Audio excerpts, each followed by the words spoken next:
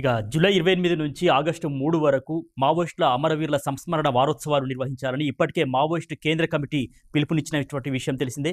ఈ నేపథ్యంలోనే ఇప్పటికే మరి పోలీసులు కూడా మరి అప్రమత్తమయ్యారు, హై అలర్ట్ ప్రకటించారు.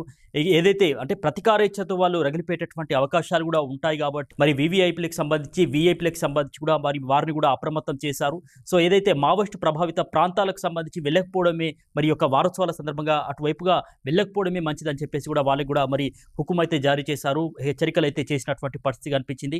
సో ఈ విధంగా ఏదైతే ఇప్పటికే ఆపరేషన్ కగార్తో మావోయిస్టులు అయితే మరి చెల్లాచెదురైనటువంటి పరిస్థితిలో అష్టదిగ్బంధనంలో ఈ యొక్క మావోయిస్టు అమరవీరుల సంస్మరణ వారోత్సవాలు నిర్వహించుకోవాల్సినటువంటి పరిస్థితి అయితే మావోయిస్టు పార్టీకి తలెత్తింది. సో మొత్తానికైతే ఇప్పటికే దాదాపు 2025లో చూసినట్లయితే కనుక ఈ 5-6 నెలల్లోనే దాదాపు 16 ఎన్కౌంటర్లలో 206కు పైగా మావోయిస్టులు చనిపోయారు. అందులో చూసినట్లయితే ప్రధానంగా అగ్రనాయకులు చనిపోవడం కూడా మావోయిస్టు పార్టీకి కోలుకోలేనటువంటి దెబ్బగా పరిణమించింది. అందులో చూసినట్లయితే కనుక 13 మంది మావోయిస్టు పార్టీ అగ్రనేతలు మరి చనిపోయినారు. సో ముఖ్యంగా ఎవరైతే Nambala Keshava Rao, Maoist party chief Nambala Keshava Rao చనిపోవడం కూడా మావోయిస్టు చరిత్రలో కూడా ఒక పెద్ద కోలుకోలేని దెబ్బగా మావోయిస్టు పార్టీకి సంబంధించిందని చెప్పుకోవచ్చు.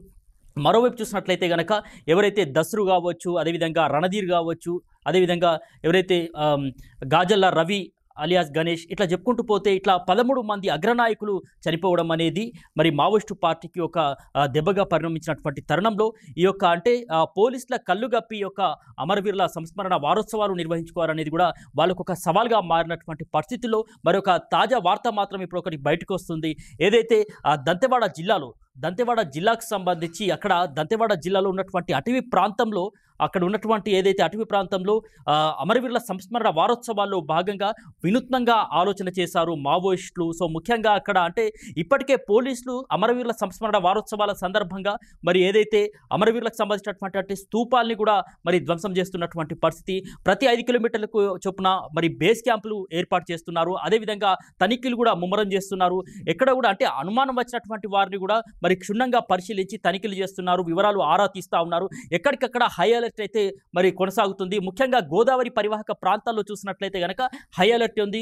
ముఖ్యంగా మురుగు జిల్లాలో కావచ్చు, అదేవిధంగా మన జయశంకర్ భూపాలపల్లి జిల్లాకు సంబంధించి గోదావరి పరివాహక ప్రాంతాల్లో, మావోయిస్టు ప్రభావిత ప్రాంతాల్లో కావచ్చు, మరోవైపు చూసినట్లయితే కనుక కొత్తగూడెం ప్రాంతాల్లో, ఇట్లా ఉమ్మడి ఆదిలాబాద్లో కావచ్చు, ఇట్లా ముఖ్యంగానైతే ఒక హై అలర్ట్ అయితే కొనసాగుతుంది. పోలీసులు అయితే మరి భద్రతను పటిష్టవంతం చేశారని చెప్పుకోవచ్చు. అడవుల్ని కూడా జల్లెడబడుతున్నటువంటి పరిస్థితి అయితే కనిపిస్తుంది. ఇక ఇప్పటికే కేంద్ర ప్రభుత్వం అయితే మరి ఆపరేషన్ కగార్నైతే కొనసాగిస్తున్నటువంటి వేళ ఈ యొక్క అమరవీరుల సంస్మరణ వారోత్సవాల్లోనైతే మరి ఇప్పటికే కోలుకోలేనటువంటి దెబ్బగా పరిణమించినటువంటి తరుణంలో మరి సహచరులను కోల్పోయినటువంటి మావోయిస్టు పార్టీ మళ్ళీ ఉద్యమాన్ని ఉసిగొల్పేలా, అదేవిధంగా ఉద్యమాన్ని మళ్ళీ మరి పునరేకితం చేసేటటువంటి విధంగా, అదేవిధంగా ఒక జోష్ నింపేలా పార్టీలో ఈ యొక్క అమరవీరుల సంస్మరణ వారోత్సవాలు నిర్వహించుకుంటూ మరి అమరవీరులను కూడా స్మరించుకునేలా ఈ యొక్క అమరవీరుల సంస్మరణ వారోత్సవాలు నిర్వహించుకోవడంలో భాగంగా మరి దంతెవాడలో ఉన్నటువంటి అటవీ ప్రాంతంలో మరి ఆ చెట్టునే ఒక మరి స్తూపంగా మలుచుకొని వాళ్ళ వినూత్నమైనటువంటి ఆలోచనకు తెరదించినట్టుగా వార్తలు వస్తున్నాయి. మరి ఏదైతే ఎర్రటి చెట్టును ఎంచుకొని దానికి సంబంధించి ఒక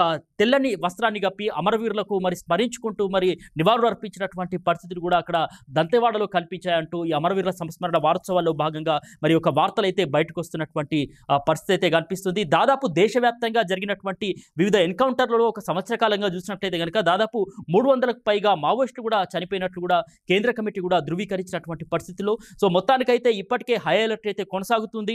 ఇక పోలీసులకు సంబంధించి అంటే ఒక సవాల్ విసిరేలా మరి మావోయిస్టులు యొక్క అమరవీరుల సంస్మరణ వారోత్సవాలు నిర్వహిస్తున్నారా అనేటటువంటి ప్రశ్నలు కూడా మరి తలెత్తుతున్నాయి. మరి వాళ్ళ పోలీసులకు సంబంధించి అంత భద్రత నడుమ పోలీసులు అడవిని జల్లెడబడుతున్నటువంటి వేళ మరి అమరవీరుల సంస్మరణ వారోత్సవాలు నిర్వహించడం అనేది పెద్ద సవాల్గా పరిణమించినప్పటికీ కూడా ఒక అష్టదిగ్బంధనంలో మావోయిస్టులు ఈ యొక్క అమరవీరుల సంస్మరణ వారోత్సవాలు నిర్వహిస్తున్నట్లయితే వార్తలు అయితే వస్తున్నాయి.